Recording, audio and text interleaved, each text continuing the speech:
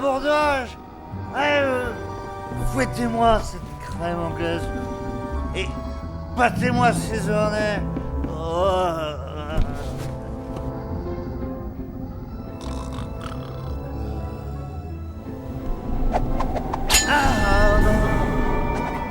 Non, oh non, pas mes profiteroles. Printemps de l'an de grâce 1680. En plein cœur des Antilles, pirates sanguinaires, scientifiques félons, officiers belges, auditeurs curieux, ils sont nombreux à vouloir percer le secret du mystérieux cacao qui tue.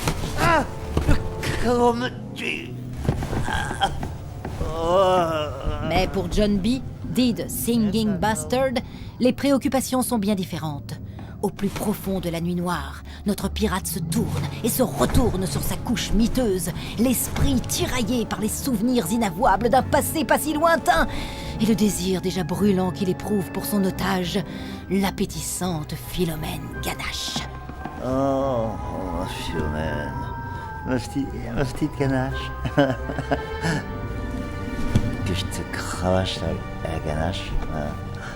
Le cacao qui tue, épisode 4, l'honneur d'un roi. Non, tout mes pommes, mes profiteroles. Écoutez, je pense qu'à ce stade du récit, et pour la bonne compréhension de l'histoire, il serait bon de lever le voile sur quelques événements passés de la vie de notre héros. Prêt à embarquer ? Ah, Philomène. C'est parti.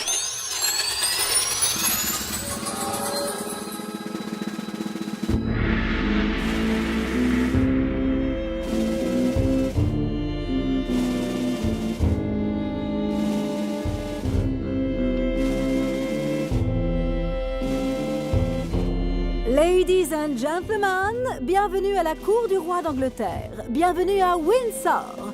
Ses 45 000 mètres carrés habitables, sa longue route... Veuillez m'excuser, mais peut-on savoir ce que mademoiselle fait ici? Vous tombez pile poil. En fait, ce serait bien sympathique de votre part si je pouvais rencontrer le roi et la reine. Oh, I see. C'est que je ne suis pas sûr que ce soit le meilleur moment, mademoiselle. Ses Altesses royales sont en pleine... How can I put it? Discussion. Allez, un petit effort. Je me ferai toute petite, promis. Soit. Suivez-moi, je vous prie. Mais sans faire de bruit, s'il vous plaît.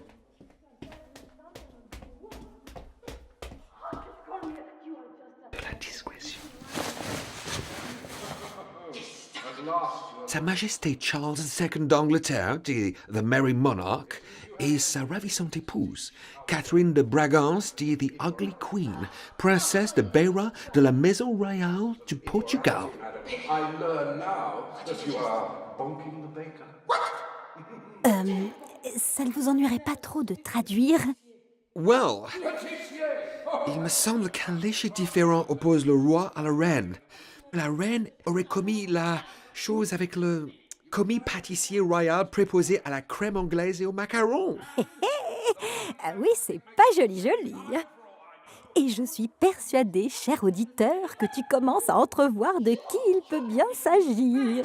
Well, what do you expect? I'm the fucking king! I'll die! You are bloody goddamn dog! 14, you are 14, bastard! Aha! You admit it! You admit it! You admit it! I admit it! I fuck the bacon and he fuck much better than you! Peanut this! Oh my god, he's a single green! You should take a lesson! La Cathy réplique à la volée que c'est justement parce que son cher époux a la fâcheuse tendance d'aller voir ailleurs si l'herbe est plus verte à bouter qu'elle s'est laissée tenter par une petite sucrerie avec le commis pâtissier en question. I will not listen to this from you! You listen to this! If you are so fond of those baker's balls, I'll have them served up to you, lady, on a platter. Et Florent, voilà-t-il pas que le roi balance à sa rombière qui va se faire un plaisir de lui servir des profit rolls de son amateur de tarte à moustache sur un plateau. Oh, dites donc, quelle ambiance! Quelle ambiance! You dirty old trollop!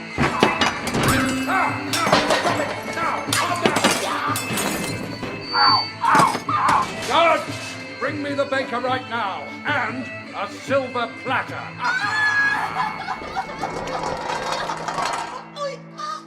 C'est moi, mon cabrón!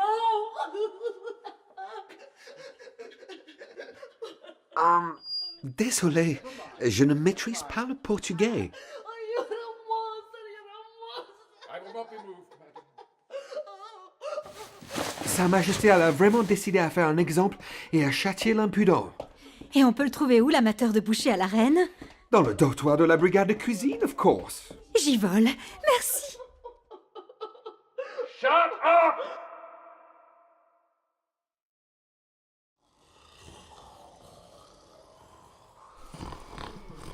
Nous y voilà. Ils sont tous là, dormant d'un sommeil bien mérité après une journée passée au feu des fourneaux pour le service de la couronne. Jean, réveille-toi! Oh, mais comment? Laisse-moi dormir, toi. Chef cuisinier, sommelier, saucier, entremétier, trancheur, cheesecakier.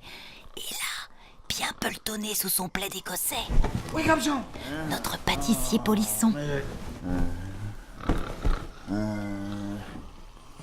Et j'apprends à l'instant que la production s'est décidée à doubler les acteurs. Ah, vous êtes gâtés, dites donc. Plus besoin de traducteur.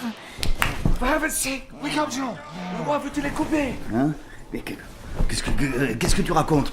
À force de chanter comme un coq sur les balcons des poules et de tremper ton biscuit n'importe où, ça devait forcément arriver un jour.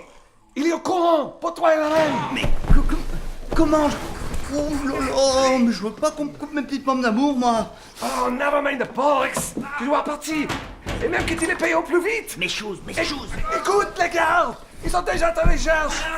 Est-ce que quelqu'un a vu Jean-Bert? Get up, Johnny, go!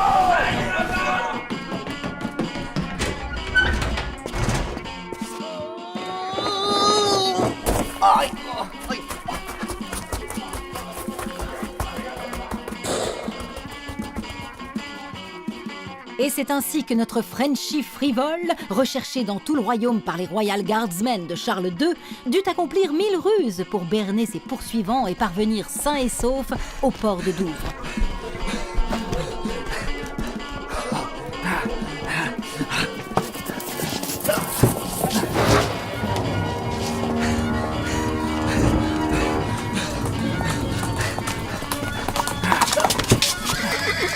Oui, c'est Daddy Froggy, on sait déjà à cause de lui!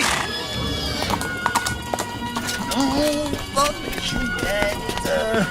Pas mes chouquettes. Et c'est dans un pub malfamé du port que Jean trouva momentanément refuge et qu'il fit une rencontre qui allait bouleverser à jamais sa vie.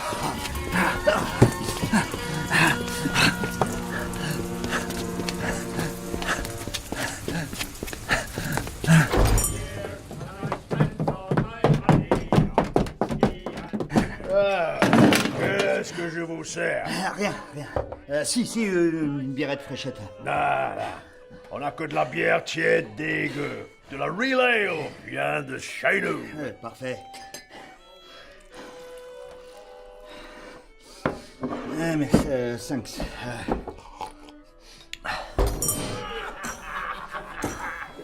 Chevalier, une bière tiède dégueulasse. On a soif. On galope depuis des jours au cou d'une froggy. Dis pas les milliardises. Bonsoir, je peux m'asseoir? Oh, je t'en prie, fils. Rupert McIntosh. Eh bah, Jean Bart. Hein? Hein? Quoi? Non, c'est John, c'est ça, voilà. John Baer. John B. Ok, John. Alors, tu viens pour le poste? Yes. Ah, tu connais les conditions?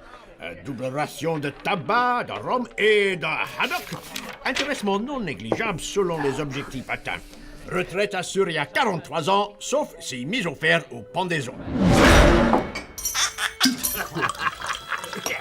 Je connais le nom de cet homme qui avait dormi avec la reine d'Angleterre. John. John, yeah. John. Oh, Jean, as I say. Yeah, ça c'est typiquement français de baisser la reine d'Angleterre. Ça c'est comme des lapins chauds.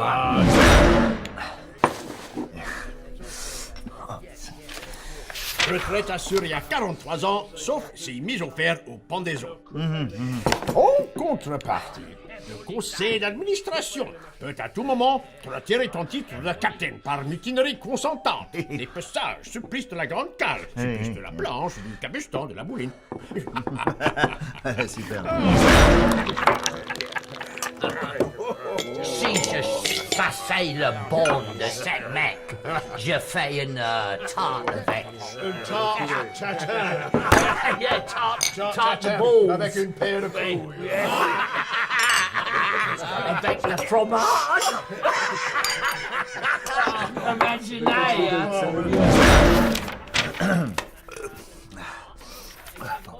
Parle-moi de toi maintenant. C'est quoi tes références? T'es au fait de piraterie. Tu seras un vrai fils de chienne, implacable et cruel comme il se doit. Hein? Qu'est-ce que vous dites? Et pas vous là-bas. Quand de bique, mon lacet s'est défait. One second. J'aurais pas un briquet pour ma pipe par hasard. Ah, sûr.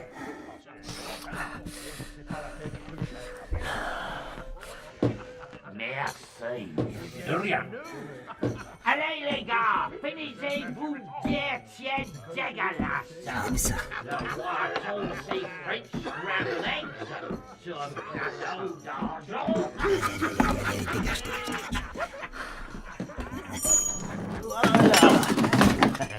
Comme on dit chez nous. Ah, enfin, chez vous. Enfin, chez nous. Lacet bien noué. La choue tient au pied.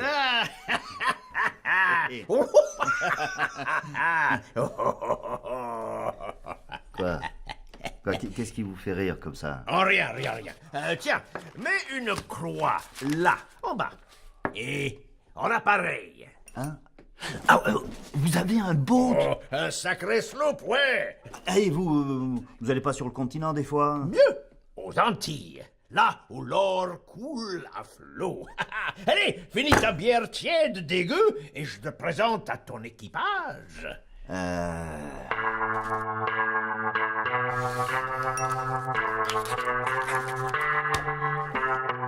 Ok.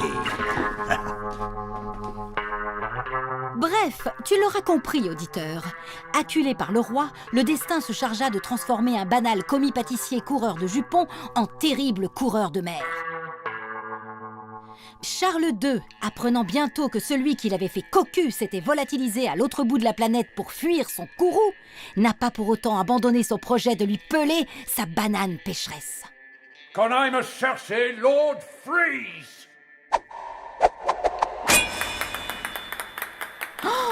Vous vous rendez compte, les amis? Lord Freeze, le plus terrible corsaire de sa majesté. Brrr, j'en ai des frissons partout. Lord Freeze, vous partez dans l'heure pour le Nouveau Monde et vous revenez pas tant que vous m'avez pas chopé les balls du Frenchie, que je les serve à la reine noyée dans le Worcestershire.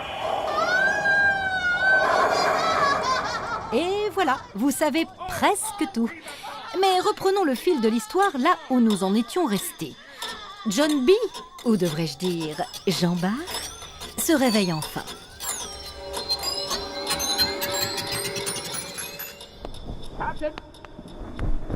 Elle m'a forcé. Captain, réveillez-vous! Ne serait-il pas de gueuler qu'il fallait pas couper vos Florentins? Hein? Mais, J'ai cru que vous aviez attrapé le gros mal, et en plus de ça, il y a un navire en approche. hein? Un navire? Où ça? Mais arrête de me donner des caractères, c'est énervant. Désolé, c'était pour chasser le grand mal. Ouais. Rentre-t-il plutôt et trouve-moi ma lunette. La voilà. Un navire? Quel genre de navire? Vous le voyez? Là-bas, à 11 heures. Il va pavillon anglais. On l'attaque, dites, on l'attaque. De Dieu, Lord. Rassemble les hommes sur le pont, Macintosh. Un beau ordre, Captain. Ça, ils vont être contents. Vous pouvez me croire. Tu parles. Faut qu'on mette les voiles au plus vite. Tout, mais pas mes Queen Amman. Pas mes Queen Amman.